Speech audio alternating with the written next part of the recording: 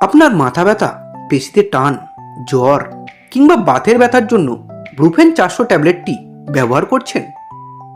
আপনি জানেন কি এই ঔষধটি কিভাবে কাজ করে, কখন সেবন করা উচিত আর কখন একেবারেই নয়? আজকের ভিডিওতে আমরা ব্রুফেন 400 ট্যাবলেট সম্পর্কে বিস্তারিত জানব।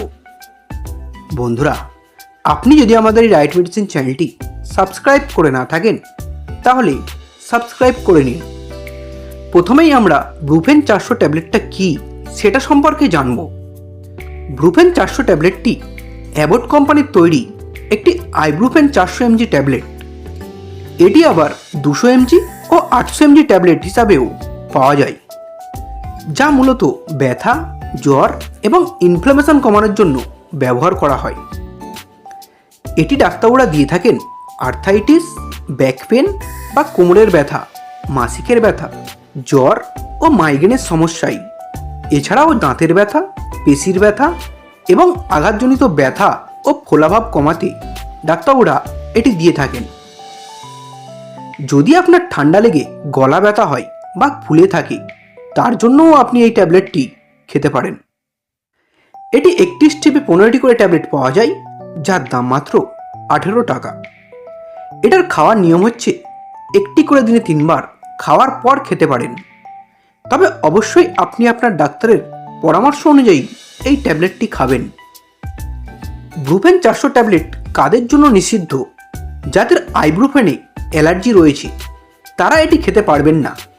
যাদের গ্যাস্ট্রিক বা আলসারের সমস্যা আছে তাদেরও এটি এড়িয়ে চলা উচিত।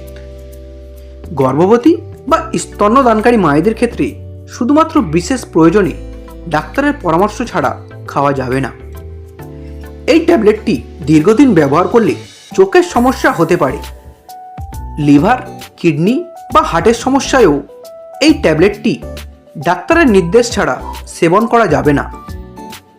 এটির কমন সাইড এফেক্টগুলি হল পেট ব্যথা, গ্যাস্ট্রিক, অ্যাসিডিটি, বমি ভাব, মাথা ঘোরা বা অ্যালার্জির সমস্যা হতে পারে। বন্ধুরা, ব্রুফেন 400 ট্যাবলেটটি একটি কার্যকারী ব্যথানাশক ঔষধ হলেও এটি নিয়ম মেনে সঠিক পরিমাণে সেবন করা জরুরি। অপ্রয়োজনে বা অতিরিক্ত গ্রহণ করলে আপনার স্বাস্থ্যর ক্ষতি হতে পারে। তাই অবশ্যই এই ঔষধ খাওয়ার আগে একজন ডাক্তারের পরামর্শ নেওয়া জরুরি। বন্ধুরা, ভিডিওটি ভালো লাগলে একটি লাইক করবেন। পরের ভিডিওটি কোন মেডিসিনে দেখতে চান তা কমেন্ট করবেন। এইরকম আরও মেডিসিন সম্পর্কে ভিডিও দেখার জন্য এখনই চ্যানেলটিকে সাবস্ক্রাইব করবেন। ভিডিওটি শেষ পর্যন্ত দেখার জন্য আপনাকে অসংখ্য ধন্যবাদ।